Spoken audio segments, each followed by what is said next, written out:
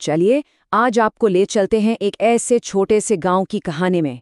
एक ऐसी जगह जहां रात होते ही सिर्फ अंधेरा नहीं उतरता, बल्कि एक ऐसा खौफ पसर जाता है जो अपनों को ही दुश्मन बना देता है। आज हम एक ऐसे ही रहस्य की परतें खोलेंगे जहां समझना मुश्किल हो जाता है कि क्या सच है और क्या वहम। जरा सोचिए, क्या होगा अगर वो इंसान जिस पर हम आंख बंद करके भरोसा करते हैं वही हमारी जान का दुश्मन बन जाए। ये सवाल सिर्फ एक डरावना ख्याल नहीं, बल्कि उस गांव की हकीकत बन चुका था, जहां हर रात कोई अपना ही अपनों का खून कर रहा था। उस गांव की वो रात बाकी रातों जैसी बिल्कुल नहीं थी। हवा में सन्नाटे के साथ साथ एक अनजाना डर भी तैर रहा था। और इसी रात एक ऐसे खौफनाक सिलसिले की शुरुआत हुई जिसने उस गांव को हमेशा के लिए बदल कर रख दिया। इस खौफ की कहानी का जो पहला पन्ना खुला, वो एक ऐसी घटना से भरा था जिसने रिश्तों पर से भरोसा ही मिटा दिया। आपको आखिरी बार पानी पिलाने आया हूं, ये थे वो ठंडे, बेजान शब्द जो एक बेटे ने अपने पिता से कहे।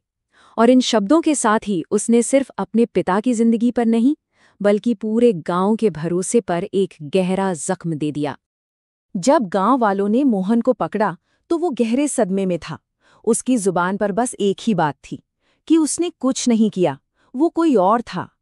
अब सवाल ये था कि क्या ये एक बेटे का घिनौना झूठ था या वाकई कोई और इस खूनी खेल के पीछे था। और ये तो बस एक भयानक शुरुआत थी। बहुत जल्द पूरा का पूरा गांव एक ऐसे खूनी चक्रव्यूह में फंस गया जहां कोई भी अगला शिकार हो सकता था और कोई भी अगला कातिल। सोचिए, हर रात एक नया घर मातम में डूब रहा था। पत्नी ने पति को मार डाला, पड़ोसी ने पड़ोसी को, और हद तो तब हो गई जब एक बेटी ने अपने ही पिता की जान ले ली। गांव में अब कोई भी महफूज नहीं था, क्योंकि असली खतरा बाहर से नहीं बल्कि घर के अंदर से ही आ रहा था। जब इंसानी समझ जवाब दे जाती है तो अक्सर अंधविश्वास का दरवाजा खुलता है। गांव के एक बुजुर्ग ने एक पुरानी कहानी का जिक्र किया, छलावा, एक ऐसा मायावी बहुरूपिया जो किसी का भी रूप धर सकता है और फिर उसी रूप का इस्तेमाल करके अपने शिकार को मौत के घाट उतार देता है। अब गांव साफ साफ दो हिस्सों में बंट चुका था। एक तरफ वो लोग थे जो मानते थे कि गांव पर किसी बुरी आत्मा का साया है, और दूसरी तरफ वो जो इस खूनी खेल के पीछे किसी शातिर इंसान का हाथ देख रहे थे। तो मुकाबला था डर और सदियों पुरानी लोक कथा के अंधविश्वास का, और दूसरी तरफ थी चंदन नाम के एक नौजवान की हिम्मत और उसका तर्क, जो इस रहस्य को सुलझाने के लिए किसी भी हद तक जाने को तैयार था। और चंदन ने वो देख लिया जो डर की धुंध में कोई और नहीं देख पा रहा था। ये हत्याएं यूं ही नहीं हो रही थीं। हर मरने वाला किसी न किसी तरह से एक पुराने जमीन के सौदे से जुड़ा हुआ था। ये किसी राक्षस का काम नहीं, बल्कि एक सोची समझी इंसानी साजिश लग रही थी। अब चंदन के पास एक थ्योरी तो थी, लेकिन उसे साबित करने का मतलब था अपनी जान दांव पर लगाना। सवाल ये था कि क्या वो सच को सामने ला पाएगा या खुद इस छलावे का अगला शिकार बन जाएगा। तो चंदन ने एक खतरनाक जाल बिछाया। उसे पता था कि जमीन के सौदे का आखिरी आदमी उसके पिता हैं। इसका मतलब छलावा उसी का यानी चंदन का ही रूप लेकर आएगा। वो पूरी रात जागता रहा, इंतजार करता रहा, लेकिन कुछ नहीं हुआ। पर अगली सुबह जैसे ही राजीव घर आया, चंदन की छठी इंद्री ने काम किया। उसे यकीन हो गया कि यही वो बहुरूपिया है, और फिर बिना एक पल गवाए उसने हमला कर दिया। और सच सबके सामने था। मुझे शुरू से ही तुम पर शक था राजीव।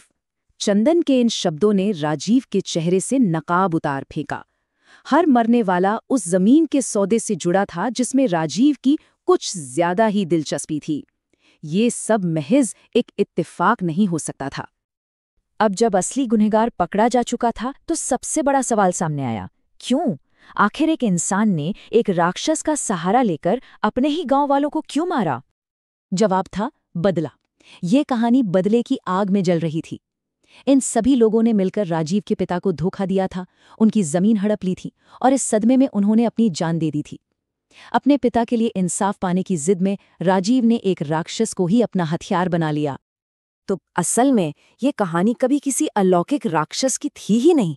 ये कहानी थी एक इंसान के दुख और उसके बदले की। हाँ, उसने एक छलावे का इस्तेमाल जरूर किया, लेकिन शायद उसके अंदर का जो राक्षस था वो कहीं ज्यादा खतरनाक था।